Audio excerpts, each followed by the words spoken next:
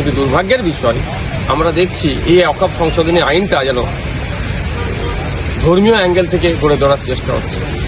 যদি এটা ধর্মীয় যদি ট্যাগ লাগিয়ে দেওয়া যায়, এক্ষেত্রে বিজেপির সুবিধা হবে এবং যারা ধর্ম নিয়ে রাজনীতি করে, মেরুকরণের রাজনীতি করে ক্ষমতায় টিকে থাকতে চায় তৃণমূল কংগ্রেসেরও সুবিধা হবে। আমরা চাই সর্বধর্মের মানুষ এই আন্দোলনে যুক্ত। আমার যে সুপ্রিম কোর্টে মামলা চলছে, সে মামলায় যারা যে আইনজীবীরা সহযোগিতা করছেন বা তদারকি করছেন, সেই তার মধ্যে একাধিক নন মুসলিম সমাজের আইনজীবী আছেন।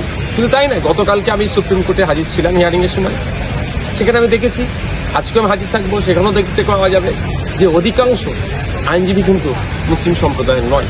সুতরাং যারা এটাকে শুধু ধর্মীয় সমস্যা বলে ধর্মীয় প্ল্যাটফর্ম থেকে এর প্রতিবাদ করতে চাইছে, সেটাকেও আমাদের সুবুদ্ধি সম্পূর্ণ মানুষের সহযোগিতায় তাদের বুঝিয়ে এটা গণতান্ত্রিক প্রক্রিয়াতে সর্বসাধারণের আন্দোলন, যেটা সংবিধান বহির্ভূত, সংবিধানকে আক্রমণ করেছে এই সংশোধনীর মাধ্যমে, এটা শুধুমাত্র মুসলিম সম্প্রদায়ের সম্পত্তি বাঁচানো নয়, সংবিধানকে বাঁচানোর এই আন্দোলন ঐক্যবদ্ধ হতে হবে। আমি একটা অনুরোধ করব, আমি দেখছি এই ওয়াকফ সংশোধনীর আইনের বিরোধিতা করতে গিয়ে যেন আমরা একে অপরের বিরোধিতায় আবার লিপ্ত হয়ে পড়ছি, এটা মোটেও কাঙ্ক্ষিত নয়। আমি অনুরোধ করব, কে কোথা কবে কার ডাকা প্রতিবাদে যাবে তার যেমন বিরোধিতা করা অনুচিত, একইভাবে যে যাচ্ছে না বা যেতে চাইছে না তাকেও জোর করে যাওয়ার জন্য ফোর্স করা সেটাও অনুচিত। আমি অনুরোধ করব, এই আন্দোলনের নামে একে অপরের প্রতি কাটা ছোটাছুটি বন্ধ হোক। আপনার ভালো থাকলে আপনি অমুক জায়গায় আন্দোলনে যাবেন, আপনার না ভালো থাকলে আপনি যাবেন না, কিন্তু বিতর্কে জড়াবেন না। সাথে সাথে অনুরোধ, আপনি আন্দোলন অমুক জায়গায় ডেকেছেন, কেউ যদি না যেতে চায় তাকে হাত ধরে জোর করে বিতর্কিত কথা বলে তাকে সেখানে নিয়ে যাওয়ার চেষ্টা করবেন না। যেমন সাথে সাথে আমি এটাও অনুরোধ করব, আপনার ভালো লাগছে না অমুকের ডাকা আন্দোলন, ওখানে যেতে আপনি মনে করছেন না, স্বাচ্ছন্দ্য বোধ করছেন না, আপনি যাবেন না, কিন্তু কেউ যদি যেতে চায় তাকেও আপনি আটকানোর চেষ্টা করবেন না আপনার কথা দিয়ে, মানে এমন কথা বলছেন যাতে না যায়। এগুলো আমাদেরকে মনে রাখতে হবে। এই সময় আমাদের এই ধরনের অন্তকলহ করা একবারই অনুচিত বলে মনে করছি। তবে আমার অনুরোধ দুটো বিষয়, যারা যেখানে বিভিন্ন মিটিং মিছিল করছেন বা আন্দোলন করছেন, মাথায় রাখবেন, একটা হচ্ছে আন্দোলনটা যেন সম্পূর্ণ শান্তিপূর্ণ গণতান্ত্রিক প্রক্রিয়ায় ধর্মনিরপেক্ষতা বজায় রেখে হয়।